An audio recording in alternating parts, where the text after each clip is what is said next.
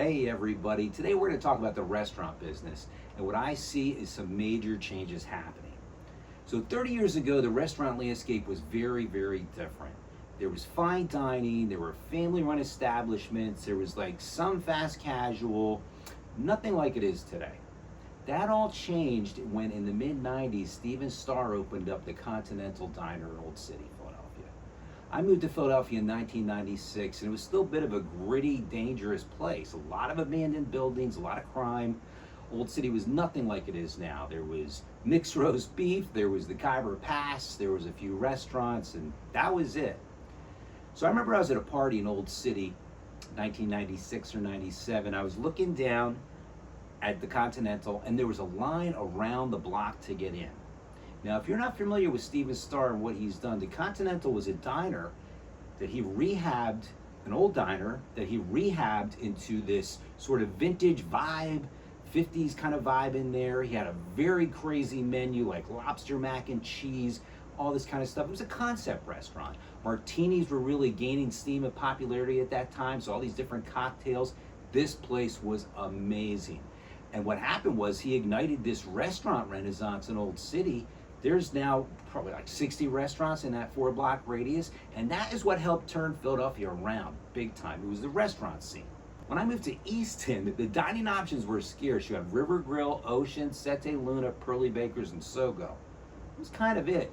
And then for lunch, there was even fewer options. But the same thing happened is the restaurant renaissance here happened. I remember Maxim's 22 opened, Two Rivers Brewing opened, leading the charge, and it exploded. There are now over 60 places to get something to eat in this little downtown of Easton. And again, just like in Philadelphia, the restaurant scene led the charge to reinvent this town and make it really hot like it is now.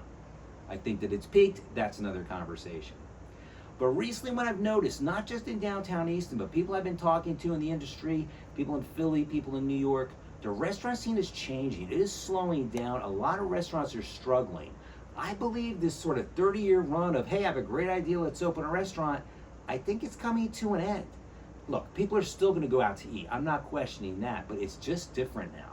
Look, going out to breakfast or lunch with two people, it could be 40 bucks or more. Dinner could be 60, 70 bucks, and that's not even with drinks. I've looked at some menus online in some major cities. I've seen omelets for $28. I've seen burgers for $25. I mean, it's crazy. I'm not saying that people are going to stop going out to eat or that it's too expensive, but I think that the business model needs to change here. Because not only is the restaurant business tougher than ever after the pandemic when all these people left the industry because they couldn't work, it's hyper competitive. Finding and keeping solid staff is an ongoing challenge. Prices for product aren't going down and competition is fiercer than ever. So what's the answer? I'm not sure what the future holds. I think we'll see more restaurants go bust as more people realize you can't just open a restaurant and not spend money on advertising or social media or the proper stuff like that. Hiring some kid to handle your social media and thinking it's going to work is not the answer. I recently saw this interview on social. It was months ago they did it. The restaurant owner said, well, my strategy is social media, word of mouth, plus we had this article written about us.